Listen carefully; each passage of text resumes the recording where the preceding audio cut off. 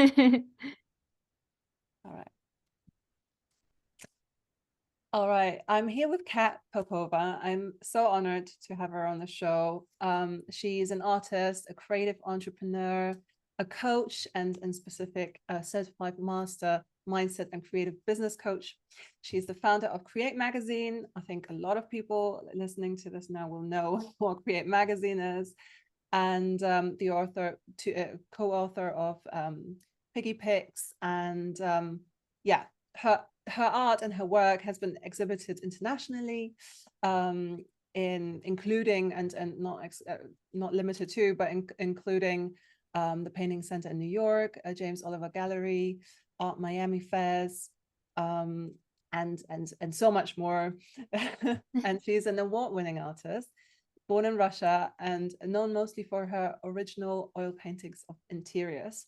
I was just sharing with Kat before about her artwork, how I love just the mood that it reflects, and you do mention that in your on your website as well, that you pick up on the subtle tones and lighting and mood of each location in order to capture the emotion, and I think that really, really comes through. So I'm really honored to have you here. Thank you so much for being on the show. Thank you so much for having me. It's a pleasure.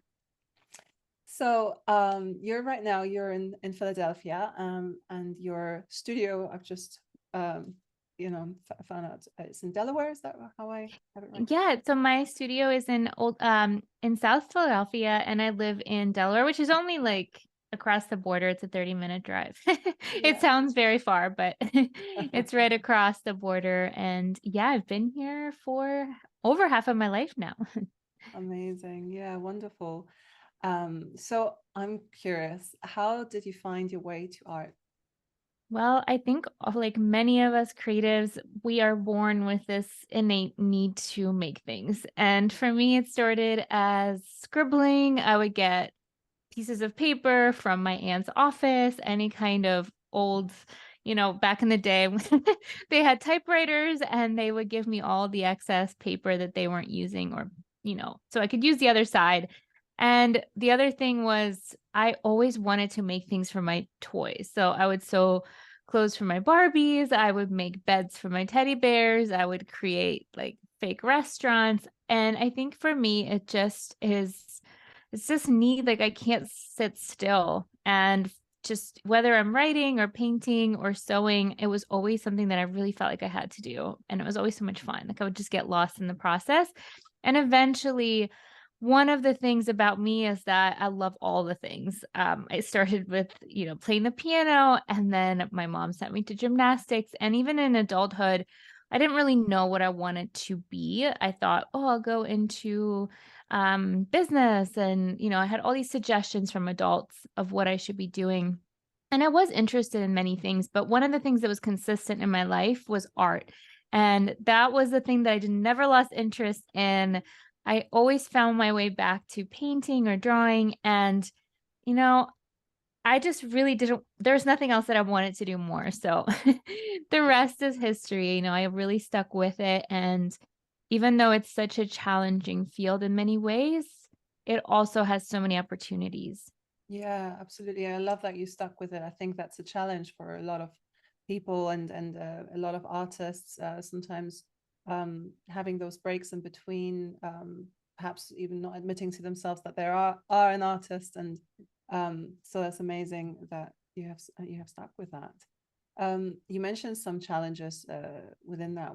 Tell me a little bit more. What are those challenges?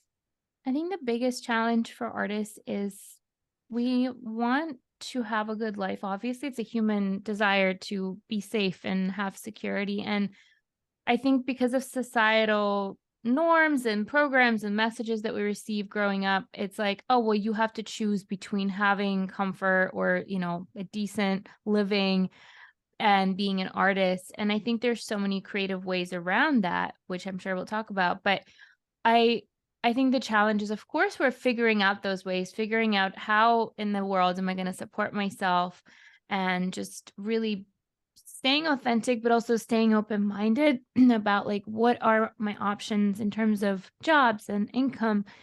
And then, of course, things like burnout. Creativity takes a lot of energy, and Yes, I stuck with it, but there were definitely moments where I was pushing so hard and just, squeezing the last drops of juice out of myself just to keep going.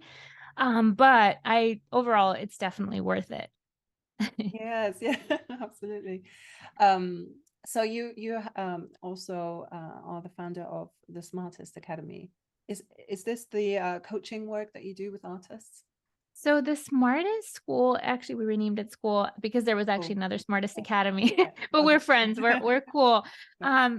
This is one of the offers that we created that's accessible for artists. My coaching work is actually called the Art Queens, and I started this about 3.5 years ago. And to me, it was just as I started to get some traction with my career, it was just really important to pass on the knowledge and the experiences and the tips that I could offer others to save them time and energy.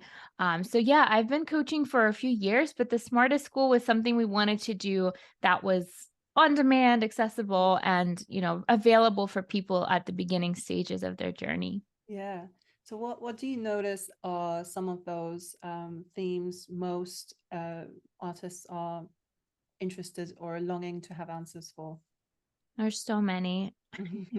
One, the biggest one that we hear is, there's like a lot of recurring questions, but one of the ones that come up a lot is like, how do I get my art in the gallery? Or how do I price my art? And honestly, to me, over the years, I've realized, of course, they're valid questions. There's nothing wrong with those questions, but I realized that a lot of times we just get in our own head, and instead of moving forward and just trying a few different ways or putting ourselves out there in any way that we know how, we wait for that perfect answer, but that answer doesn't exist.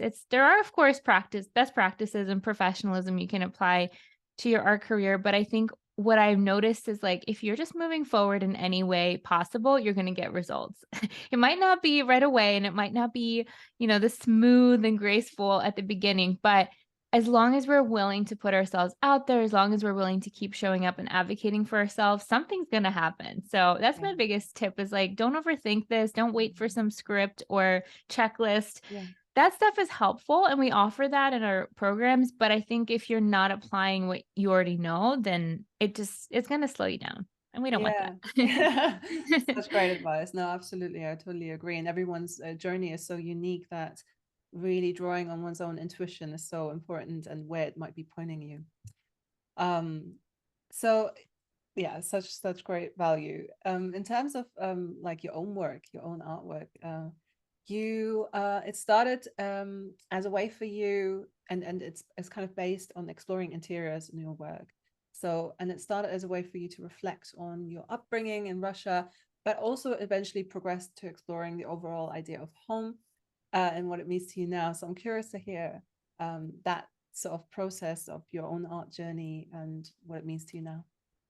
Totally. So I think, well, going back before the explorations of home, I just liked making stuff, honestly. I would just draw, like many teens, I would draw like girls and eyes and, doodles and all that stuff. It's just, I love the act of creativity and making things with my hands. But as I was getting older, there is a little bit of a requirement to explain yourself. Like, why are you doing, why are you making what you're making? And I did want to find something that I enjoyed. And one of the things that I was super nostalgic for my home in Russia. So I would look at images and old photos and old paintings. And I think that really influenced me because it was a way to like stay connected to that part of me, but also use it to move forward with my art practice. And then over time, of course, I didn't always want to talk about my upbringing because there's so much more. There's so much more universal things about all of us that connect us to the greater world. It's not just about where we grow up or our culture or anything like that. So I just like creativity really became a practice of mindfulness and observation and just noticing the things that I'm drawn to in my life, whether it is nature or it is interiors. And for a while, it was interiors for many years, actually. And then I would kind of explore, I would always give myself one thing I want artists, especially when they're starting out, to know there is kind of like this pressure to produce something almost like a personal brand, right? Like you're known for your interiors or your landscapes or your abstract paintings. But I want to just say that one of the things that saved me from completely burning out and quitting was allowing myself to experiment. Even if no one saw that, And even if I didn't publicly share it or sell it or exhibit it, giving myself creative freedom or pockets of creative freedom in between those things. And that actually ended up leading to new work like landscapes and things like that. So the journey is ever evolving. And I think just staying present and noticing what we're drawn to right now can give us some insight and clues. And like, Yes, I yeah. think for me too, like 2 weeks ago, I was in Nashville and we went to the art museum. I like randomly ended up there. I didn't even plan on going.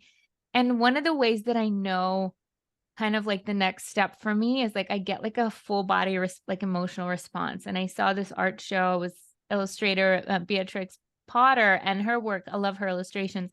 And I just like I got so emotional, I started crying. I'm like, well, I don't know what part of this is going to influence me, but like something here I need. So I got a book and I took some notes.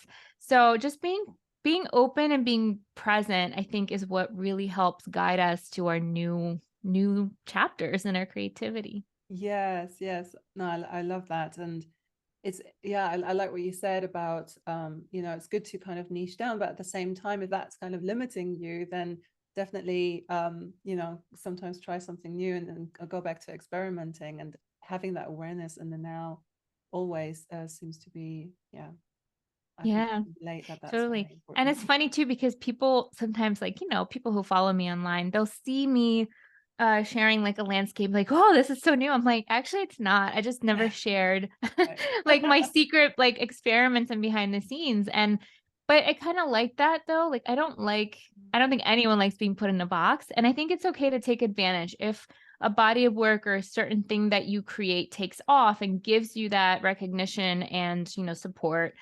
I think it's fine to take advantage of that and fully ride that wave, but I also know that, it's a wave and eventually I'm going to want to move on and grow as an artist. So Mm. I think it's kind of fun to like surprise people and yourself too. Yes, yes, amazing. So, what has been, do you feel like you're successful as an artist and everything that you've created so far? And obviously, we'll talk a little bit later as well about Create Magazine and everything. But what I guess has been the success recipe for you in particular, and obviously being aware that that's different for everyone. But what's been that thing Yeah. that I kind of think here? there's so many parts to it. I think just honestly what we talked about at the beginning is like just to keep showing up and not quit because so many times even now, even having experienced the things that I really wanted to, I have moments of doubt and I have moments where things are quiet and like nothing feels like it's happening. And it's so easy to fall into fear or to think like, "Oh no, has my time passed? Like everything's going, whatever." And just have to remind yourself that we're always able to create whatever next chapter we want. So not really paying attention to, as weird as this sounds, like not really caring about the current circumstances, but seeing the big picture, like seeing who you want to be as you reflect on your life, maybe like 50 years from now. Like, what would you want to have accomplished? And then just working on those things because current reality can change so fast. We've seen that before 3 years ago when the world just shut down. Everything about our daily life can shift so easily. So it's just important to stay grounded and look at the big picture. And then also just advocating for yourself. I will say, like, as you grow, opportunities will come to you. You will start to attract people, clients, opportunities, exhibitions into your life because you're just going to be out there more. But even now, I think advocating for yourself and putting yourself out there, pitching, even if you get no's and rejections, it's just all part of the process. It will help you to keep pushing yourself and to not get, stuck in some kind of rut. So those are my thoughts. But yeah, there's not like one thing. If there was one thing, I would say just don't quit. Just keep Right. going. Yes, yes. No, absolutely. So I guess that brings like I'm curious now about Create Magazine. So how has that started for you to create a magazine and for that to become such a success as well? Yeah, thank you so much. So that started because I was feeling a little bit out of the loop. Mhm. And when I graduated, I worked these terrible day jobs. Then I'm grateful for them. They taught me a lot, but it was like my first one was serving pancakes and then I worked in retail. It was making very little money, but money aside, I was just not in an environment that I enjoyed. People were gossiping. I felt really like I just didn't feel like these were my people in a way. And I did meet some awesome humans in there as well. But in general, it was just a kind of a hard environment to stand around in all day.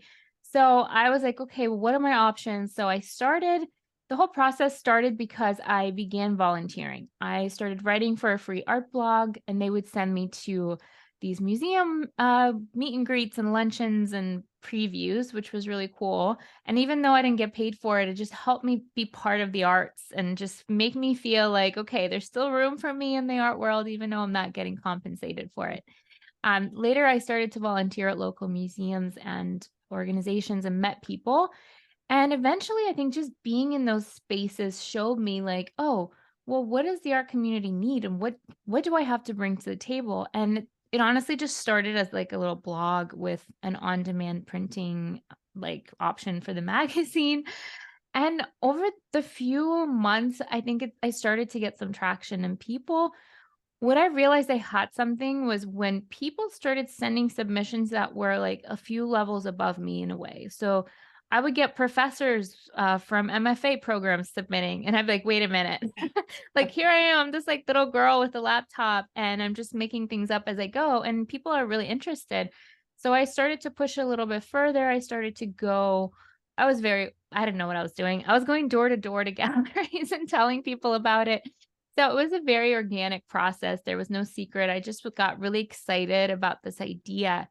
And every moment I had when I was working, this was when I was working at retail, I was working at the makeup counter.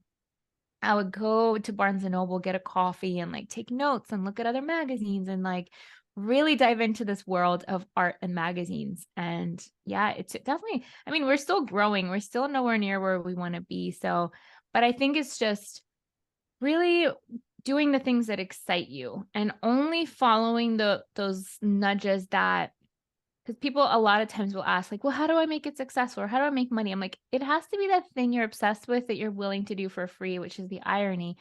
That's the thing that you're going to stick with. And when you stick with something, as we just mentioned, like you can get some results over time. Yeah, yeah. That's a quote that I love what you just said. It's like having to do wanting to what you want to do free, like what you're happily to do free. That's like where to invest your time in. And I mean, you said it in a way better phrase than I just did. Yeah, So and I think as artists too, we also like with art too, we don't have to worry about what's going to sell. The thing that we're willing to keep working at and showing up for is we're going to work on our craft, improve, and that energy of like passion and excitement is contagious. It's funny, like I gave myself a little break because I had so many shows last year and I just went back to the studio and I just started making stuff for me that like has been in my mind that I just didn't get a chance to work on. And I swear to you, the paint is like completely wet. And I'm getting messages like, is this available? I want this. And like, it's the energy of joy. yeah. That's what makes things successful. It's not like, oh, a formula or a checklist. It's like the excitement. You can't stop sharing it. Like, oh my gosh, I can't wait to show you this. Or let me show you what I've made. Like that is what gets people to sign up and to do things.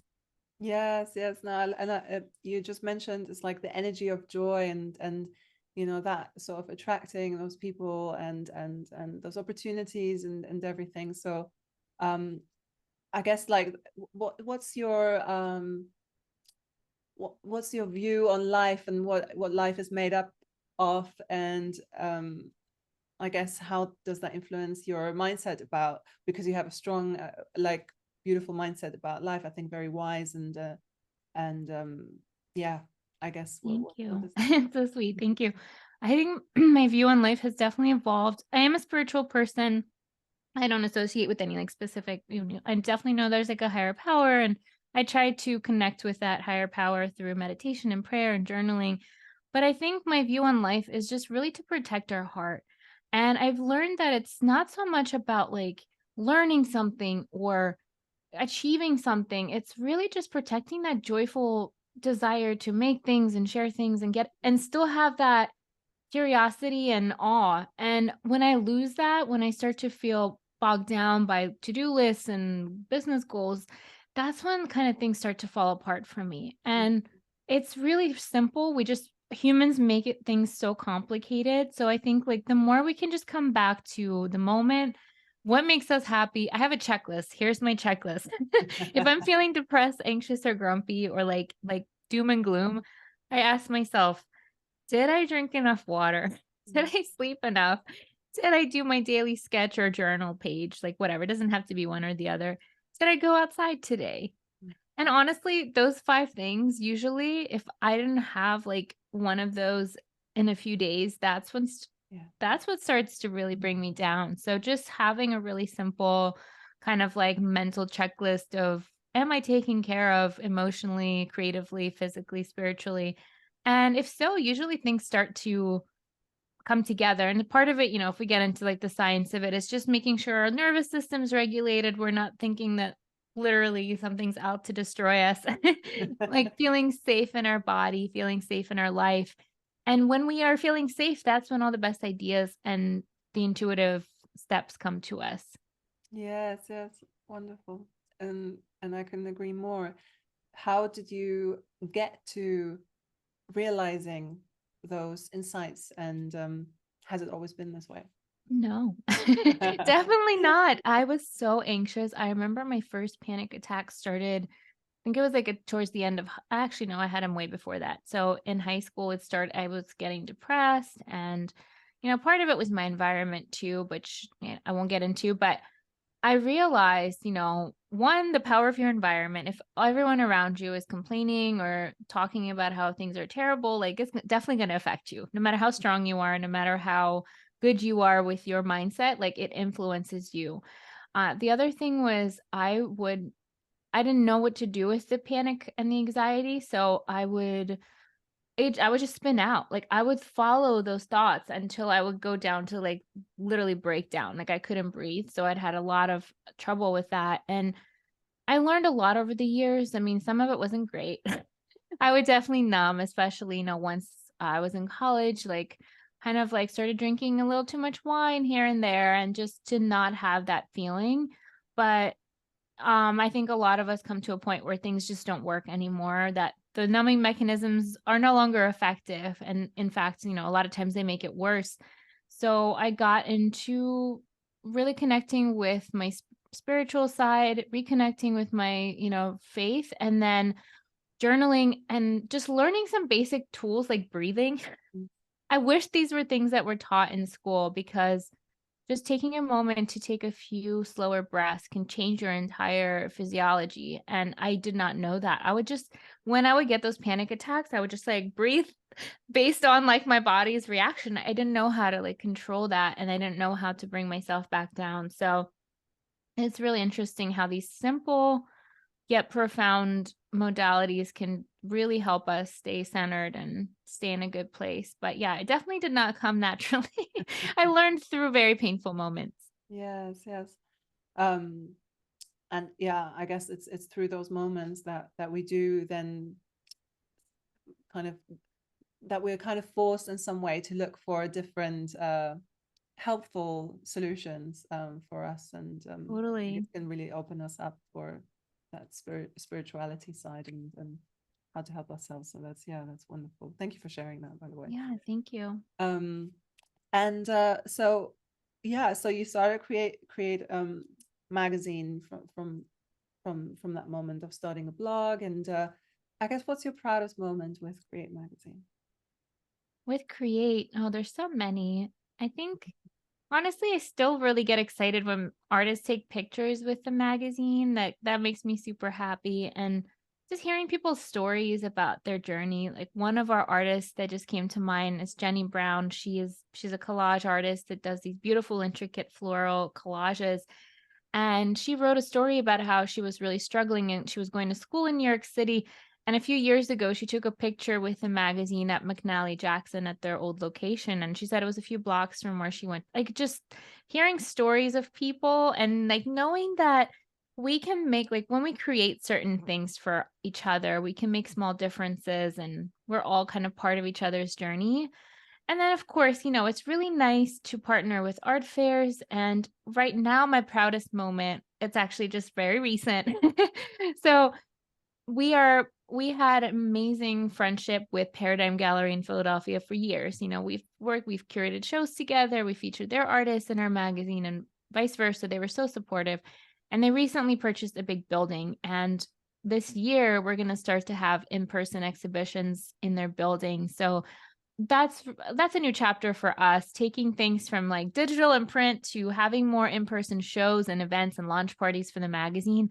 Just almost feels like we have like a home now in Philadelphia. So it's really exciting and I'm just so grateful. And it's all because of relationships. It's not something that fell out of the sky or happened by chance. It was just nurturing each other, supporting each other when things weren't great for us. I was like, I'm just going to show up and do what I can. If it's an Instagram post to support you guys, or if it's a blog or whatever, like just doing our part. And then you never know what these relationships will lead to. So that's the most recent proud moment.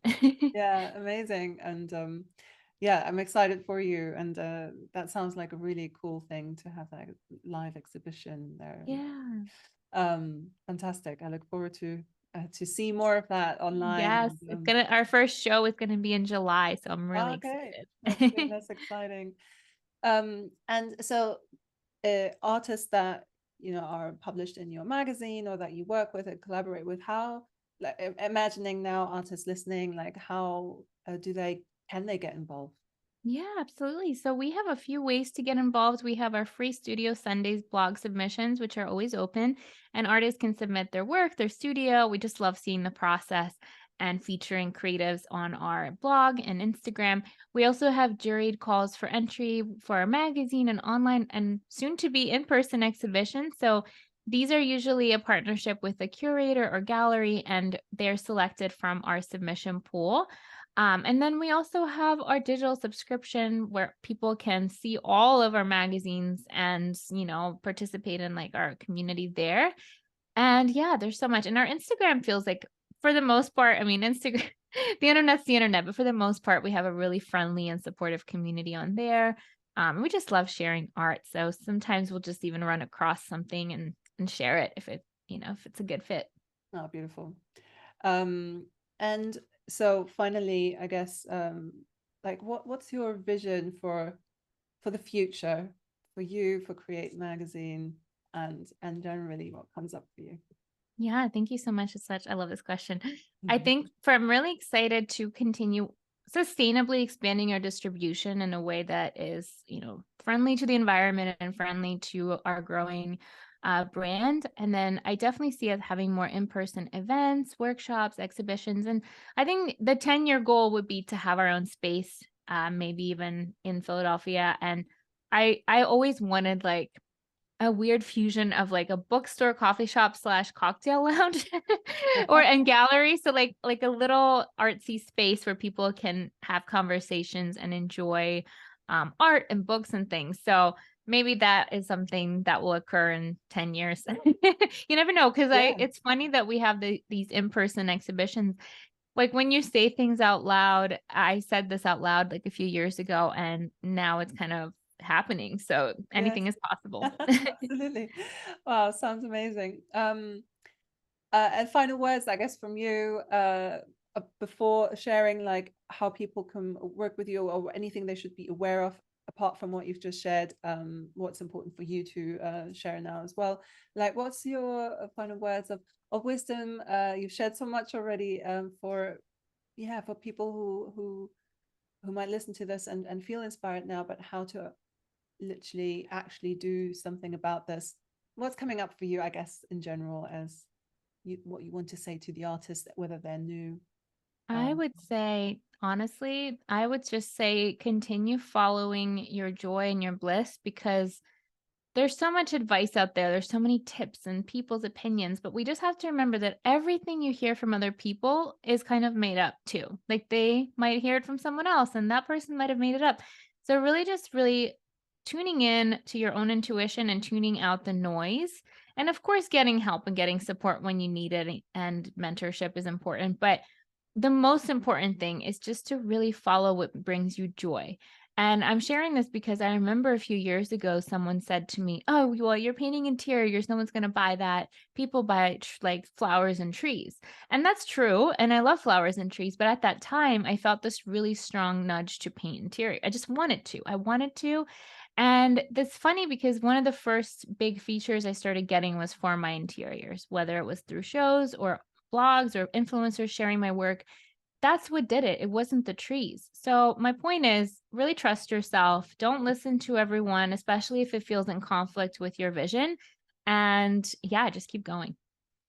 Yes, love that. Stay in tune with you and your intuition, and that's really all you need. I love that because oftentimes there's so much advice, especially advice now, and you might have this nudge, like you mentioned just now, to do one thing, but then somebody else says something else, and it can often put people onto a track that's not aligned to themselves. So that's Totally. Yeah. The and goal is to beautiful. enjoy our life as much as we can, Yeah, right? yeah.